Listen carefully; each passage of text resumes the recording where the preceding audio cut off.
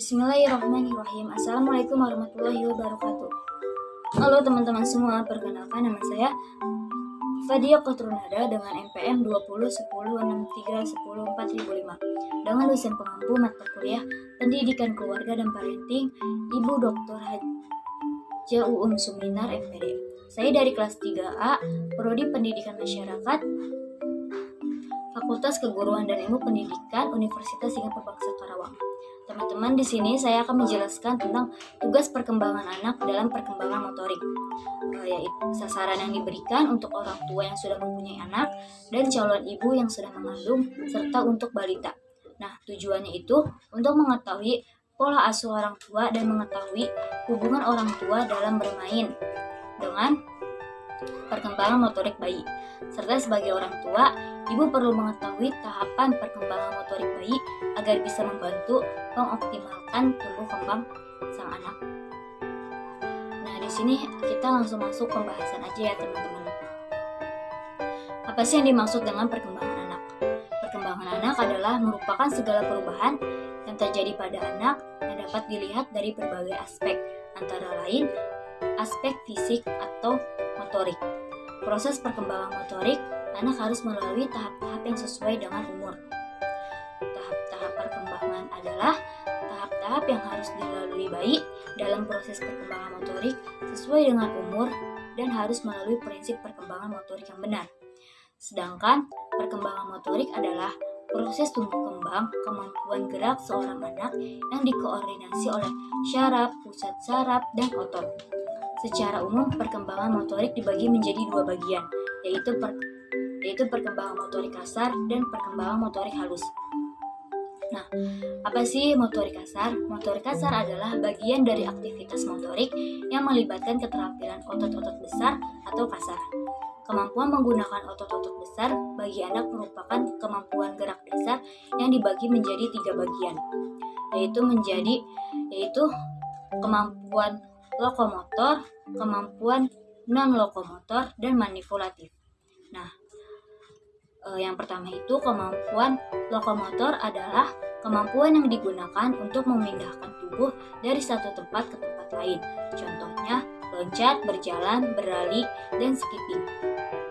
Yang kedua itu kemampuan non-lokomotor adalah gerakan berpijak tetap atau dilakukan di tempat tanpa ada ruang gerak yang memadai. Contohnya, bergoyang, mengemper, mengulur, menekuk, dan lain-lain. Sedangkan yang ketiga itu kemampuan manipulatif adalah kemampuan gerak yang menggunakan alat sebagai objek. Kemampuan gerak ini dikembangkan ketika anak sedang menguasai beberapa objek. Contohnya menendang, melempar, menangkap, memukul, dan lain-lain. Dalam kemampuan gerak manipulatif, lebih banyak melibatkan tangan dan kaki. Akan tetapi, bagian lain dari tubuh juga dapat digunakan, dan gerakan manipulatif ini terjadi pada tahun pertama usia anak. Sedangkan motorik halus merupakan aktivitas keterampilan yang melibatkan gerakan otot-otot kecil seperti menggambar, menulis, makan, dan lain-lain. Kemampuan motorik halus berkembang setelah kemampuan motorik kasar anak berkembang secara optimal. Nah, di sini juga saya akan menjelaskan tentang gerak refleks. Apa sih yang dimaksud dengan gerak refleks? Perkembangan gerak pada anak diawali dengan gerak refleks, yaitu gerakan-gerakan yang terjadi secara tidak disadari. Gerakan refleks terjadi pada waktu prenatal sampai anak usia kurang lebih 3 bulan. Macam-macam gerak refleks pada bayi dibagi menjadi 4 bagian, yaitu refleks hisap, refleks genggam, refleks leher, dan floating refleks. Nah, yang pertama itu kan tadi refleks hisap. Ini terjadi saat ibu menyentuh pipi si bayi, maka bayi tersebut akan mencari atau akan melakukan gerakan hisap. Yang kedua itu refleks genggam. Bisa disodorkan jari telunjuk pada bayi, maka akan menggenggam jari tersebut dengan sangat kuat. Bila ditarik, bayi tidak akan melepaskan genggamannya. Yang ketiga itu refleks leher. Pada posisi telentang, bila kepala bayi menoleh ke satu sisi, maka terjadi ekstensi atau peningkatan tonus atau kekuatan otot pada lengan dan tungkai sisi tersebut. Yang keempat itu adalah rotting reflex. Apabila pipi bayi disentuh, kepala akan menoleh ke arah stimulus dan mulut terbuka. Nah, ada juga tahap-tahap perkembangan motorik bayi. Yang pertama itu usia 0-3 bulan. Selama 3 bulan pertama kehidupannya, bayi akan mulai mengembangkan kemampuan dan kekuatan yang mereka butuhkan untuk berkembang nantinya.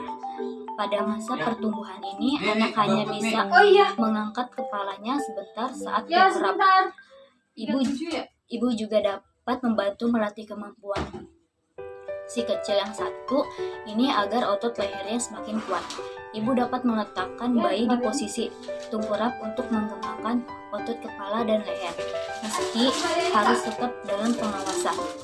Selain itu, bayi di usia ini juga mulai suka menendang-nendang kakinya. Hal ini bermanfaat untuk memperkuat otot-otot kakinya. Refleks bayi juga mulai terjadi dengan cara mengulur tangan dan merentangkan jari saat merespons suara.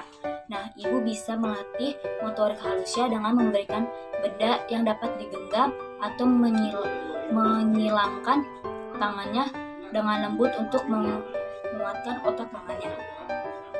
Nah, yang kedua itu usia 4-6 bulan. Saat memasuki usia ini, keseimbangan dan gerakan bayi meningkat drastis dengan penggunaan dan koordinasi dari otot-otot besar. Selain itu, tahap perkembangan anak saat ini sudah mulai sengaja berguling dari depan ke belakang atau sebaliknya dari kanan ke kiri. Si kecil juga dapat mampu mengangkat kepala dan dadanya. Ketika dibaringkan dalam posisi telungkup, kemampuan mendorong kepala dan dadanya pun sudah lebih jauh ke atas. Dengan kekuatan leher dan tubuhnya yang sudah semakin berkembang, dia pun sudah bisa belajar duduk dengan bantuan ibu. Latihlah si kecil duduk dengan bersandar pada tubuh ibu atau bantal. Selain itu, motorik halus si kecil juga semakin berkembang. Dia sudah bisa mulai mengeksplorasi mainan dengan menggenggam dan menggapainya. Pastikan mainan yang digenggam tidak berbahaya karena kemungkinan akan dimasukkan ke mulut. Yang ketiga itu usia 7 bulan sampai 9 bulan. Tahap perkembangan motorik anak di usia ini adalah koneksi sistem syaraf yang terus terbentuk sehingga kendali atas ototnya semakin kuat. Selain itu, kaki si anak sudah semakin kuat dan ibu bisa membantu meningkatkan kekuatan otot kakinya dengan melatihnya berdiri sambil menopang tubuhnya. Namun, jangan paksa si kecil untuk berdiri bila dia tampak belum siap dan kuat. Cara melatih bayi berdiri, pertama-tama bantulah si kecil berdiri dari posisi duduk dan topang badan dalam 3 hitungan. Biarkan dia memantul-mantulkan tubuhnya beberapa kali sampai ibu mengembalikannya lagi ke posisi duduk. Kebanyakan bayi berusia 7 bulan sangat suka berdiri dan memantul-mantulkan tubuhnya naik turun. Nah, kemampuan motorik halus bayi juga mengalami perkembangan di usia ini. Anak sudah bisa menggunakan tangannya sebagai penyangga keseimbangan saat duduk. Si kecil pun mulai bisa mengambil benda yang ada di jangkauan tanpa terjatuh. Dia bahkan bisa mengambil benda yang lebih kecil dengan ibu jari dan telunjuknya. Yang ke-5 ini ada usia 10-12 bulan. Tahap perkembangan motorik anak saat ini adalah ia sudah bisa mengubah posisi sendiri, misalnya dari tengkurap ke posisi merangkak. Jadi ketika tengkurap, si kecil bisa mendorong tangan dan lututnya ke posisi dasar, merangkak dan bergerak maju mundur tanpa melangkah. Gerakan ini sangat bermanfaat melatih otot tangan dan kakinya hingga dia siap untuk merangkak. Latihlah kemampuan merangkak si kecil dengan cara meletakkan mainan di depannya untuk diraih. Seiring mendekati usia 1 tahun, kaki si kecil sudah bertambah kuat, sehingga dia bisa mulai melangkah sambil berpegangan pada benda apa saja yang ada di sekitar untuk membantu menjaga keseimbangannya. Si kecil juga sudah bisa mengambil benda-benda kecil, merempal bola, dan bertepuk tangan sebagai perkembangan motorik halusnya, lama-kelamaan anak sudah bisa untuk berjalan beberapa langkah dengan resiko terjatuh. Nah, mungkin itu beberapa tahapan perkembangan motorik anak yang perlu kita ketahui. Memang hal ini dapat menjadi patokan umum untuk semua anak, tetapi tahapan perkembangan anak dapat berbeda-beda satu sama lain. Jika anak ibu terbilang perkembangannya terlambat, jangan berkecil hati. Mungkin saja di satu waktu dirinya langsung bisa semua hal dalam waktu yang singkat. Mungkin sekian penjelasan dari saya tentang tugas perkembangan motorik anak. Mohon maaf bila banyak kekurangan. Wassalamualaikum warahmatullahi wabarakatuh.